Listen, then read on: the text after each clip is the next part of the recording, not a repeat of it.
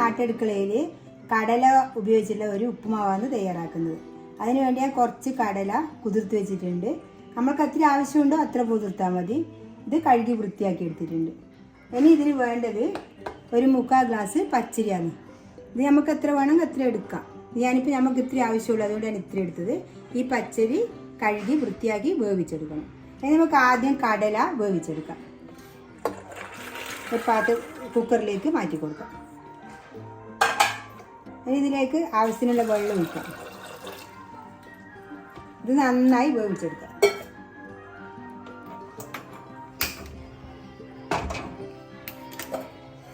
ഇതിന് വെന്ത് വരണം.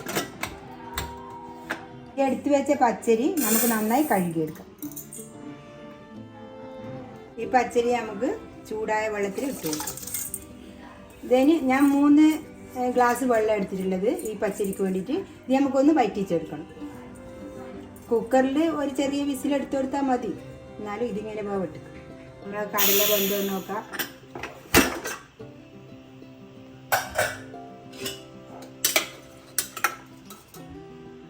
കടല നന്നായി വെന്തിട്ടുണ്ട്. ഇതിന് നമുക്ക് മാറ്റി വെക്കാം. അങ്ങനെ നമ്മൾ വറ്റിക്കാൻ വെച്ച ചോറ് ഇതാ നന്നായി വറ്റി വന്നിട്ടുണ്ട്. ആ വെള്ളം കണക്കാണ്, നല്ല വറ്റി വന്നിട്ടുണ്ട്. ഇനി ഇത് നമുക്ക് മാറ്റി വെക്കാം. ഇനി ഗ്യാസ് കത്തിച്ച് ഒരു ചീനിച്ചട്ടി അടുപ്പിൽ വെക്കാം. ഇനി ഇതിൽ വറുത്തിടാൻ വേണ്ടി ഒരു സവാള അരിഞ്ഞെടുത്തിട്ടുണ്ട്, 2 പച്ചമുളക്, കുറച്ച് കറിവേപ്പില. ഇതിലേക്ക് കുറച്ച് എണ്ണ ഒഴിച്ചു കൊടുക്കാം. 2 ടേബിൾ സ്പൂൺ എണ്ണ ഞാനിതിൽ ഒഴിച്ചിട്ടുണ്ട്. ഇനി നമുക്ക് കടുക് ഇട്ട് കൊടുക്കാം. ഇതിന് പൊട്ടി വരട്ടെ. ഇതിലേക്ക് 2 വറ്റൽമുളക് പൊടിച്ചിട്ട് കൊടുക്കാം.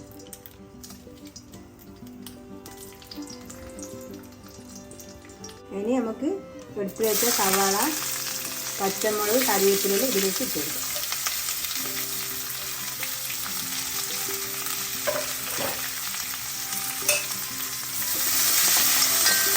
ഇത് കുറച്ചൊന്ന് അഴക്കി കൊടുക്കാം.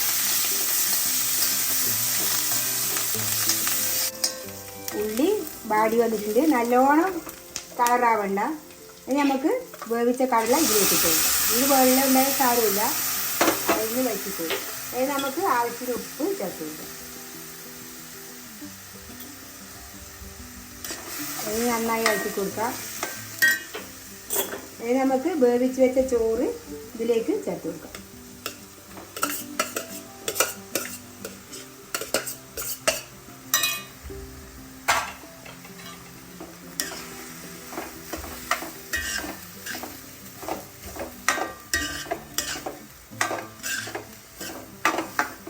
നമുക്കിതിലേക്ക് തേങ്ങ ചേർത്ത് കൊടുക്കാം.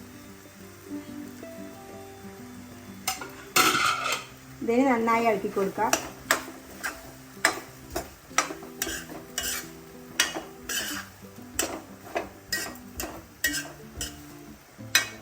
കുറച്ച് സമയം അടിച്ചു വെക്കാം. മാവ് റെഡിയാന്ന് വെക്കാം. വെള്ളമെല്ലാം പറ്റി നല്ല റെഡി ആയിട്ടുണ്ട്. ഇതിന് തണിയുമ്പോൾ നല്ല വേറി കിട്ടും. അങ്ങനെ നല്ല ടേസ്റ്റുള്ള കടലയും അരിയും വെച്ചുള്ള ഉപ്പുമാവ് റെഡിയായി. ഇതേപോലെ ഒന്നെല്ലാവരും ഉണ്ടാക്കി നോക്കുക. എൻ്റെ വീഡിയോ ഇഷ്ടപ്പെട്ടെങ്കിൽ ലൈക്ക് ചെയ്യുക, ഷെയർ ചെയ്യുക, സബ്സ്ക്രൈബ് ചെയ്യുക.